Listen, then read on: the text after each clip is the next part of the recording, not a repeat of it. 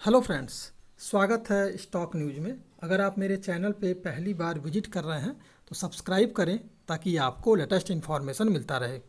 रिलायंस और ओएनजीसी को लेकर के बड़ी खबर सामने आ रही है और इन दोनों ही कंपनियों को सरकार ने बड़ी राहत दी है। इसके कारण जो है आज आपने देखा होगा कि रिलायंस के शेयर में लगभग 2.5% तक की तेज़ी दिखाई दी। इसी तरह के ओएनजीसी के भी शेयर में आपको तेज़ी दिखाई दी। तो सबसे पहले जान लेते हैं कि क्या वो न्यूज़ सामने निकल के आई। तो इस समय जो न्यूज़ निकल के आ रही है ये है कि सरकार ने जो है क्रूड प्रोडक्शन और फ्यूल एक्सपोर्ट पर जो है टैक्स जो लगता था उस टैक्स को घटा दिया है।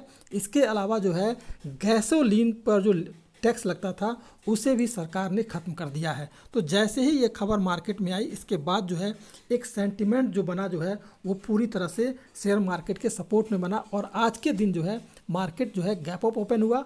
कल जो आपने देखा होगा इसमें भी ग्लोबल मार्केट वो भी पॉजिटिव था और सरकार की तरफ से इस तरह का अनाउंसमेंट जो था वो एक पॉजिटिव सेंटिमेंट लेकर के आया। तो सबसे पहले जो है ओएनजीसी और रिलायंस को लेकर के जो खबर सामने आ रही है इस पर चर्चा करते हैं। इसके बाद जो है आगे जो है हम जानेंगे कि किस तरह का ट्रेड जो है रिलायंस और ओएनजीसी में हो सकता है। तो फिलहाल अगर देखा जाए तो न्यूज़ के अनुसार रिलायंस और ओएनजीसी कंपनियों के लिए जो राहत की खबर वो आई है कि भारत सरकार ने गैसोलीन निर्यात पर लेवी को जो एक तरह से टैक्स जो है उसको ख़त्म कर दिया है। 3 हफ्ते से भी कम समय में दूसरे ईंधन पर विंडफॉल टैक्स की कटौती जो है सरकार ने की है।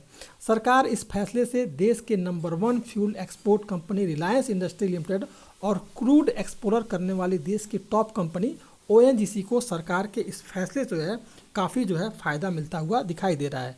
गवर्नमेंट की तरफ से जो नोटिफिकेशन जारी किया गया है इसमें बताया गया है कि केंद्र ने डीजल एविएशन फ्यूल शिपमेंट पर लागू जो विंडफॉल टैक्स था उसमें ₹2 प्रति लीटर की जो है कटौती की है, जो कि एक जो है पॉजिटिव सेंटीमेंट है इन दोनों ही कंपनियों के लिए।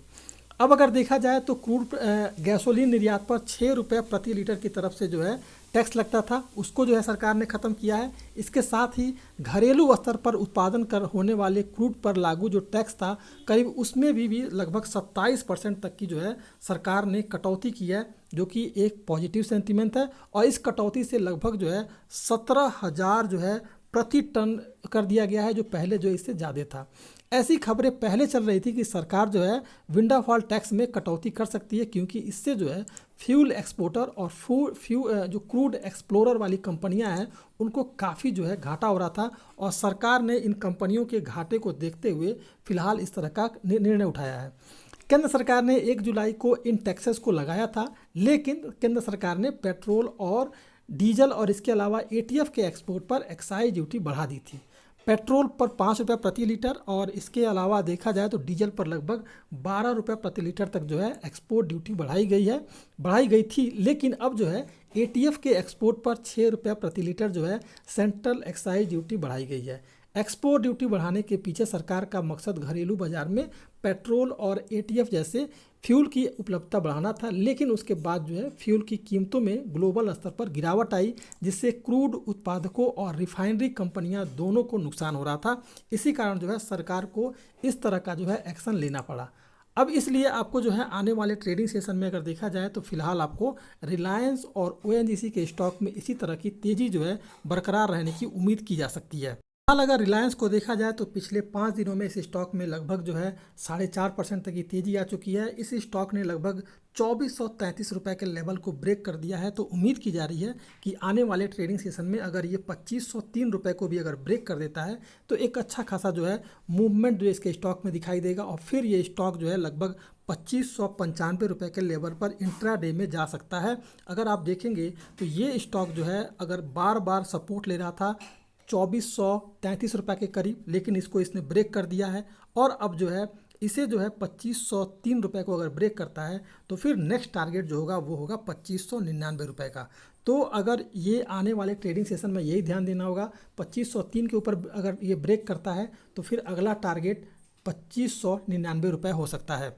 अब अगर बात करें ओएनजीसी की तो आज के दिन लगभग इस स्टॉक में 3.5% तक की तेजी आई है, 3.25% तक की। लेकिन इस स्टॉक की अगर बात की जाए तो इस स्टॉक ने ₹131 जो इसका सपोर्ट था, जो बार बार ₹131 के सपोर्ट लेकर के और यहाँ से जो है हमें गिरावट देखने को मिल रही थी, तो अब जो है 131 रुपये को इसने ब्रेक किया है, 132 रुपये पर इस समय ये ट्रेड कर रहा है। अब जो है अगर पॉजिटिव सेंटिमेंट बनाता है और आने वाले ट्रेडिंग सेशन में अगर 132 के ऊपर अगर ये ट्रेड करना शुरू करता है तो फिर जो है आपको ये स्टॉक 154 रुपये 150 से लेकर के 154 के लेवल पर जाता हुआ दिखाई दे सकता है, जो कि इसके बीच में कोई भी बाउंडेशन आपको दिखाई नहीं दे रहा है। तो इसलिए इस स्टॉक में अगर पॉजिटिव सेंटिमेंट बना तो फिर आपको 150 से 154 के लेवल पर जाएगा, लेकिन अगर नेगेटिव सेंटिमेंट बना और अगर गिरावट आई तो 127 रुपया इसका पहला सपोर्ट हो सकता है, और अगर 127 को इसने ब्रेक किया तो फिर 126 रुपये के करीब जो है ये स्टॉक जाता हुआ दिखाई दे सकता है। तो ये था आपको रिलायंस के लेकर के सबसे बड़ी न्यूज़। ये भी ये दोनों ही कंपनियां जो है काफ़ी बेहतरीन है। अगर आपने लॉन्ग टर्म के लिए होल्ड करके रखा है तो इसमें बरकरार रहें। 150 के लेवल पर फिलहाल आपको ये ONGC का जाता हुआ दिखाई दे सकता है, और 2600 के लेवल पर आपको रिलायंस भी जाता हुआ दिखाई दे सकता है।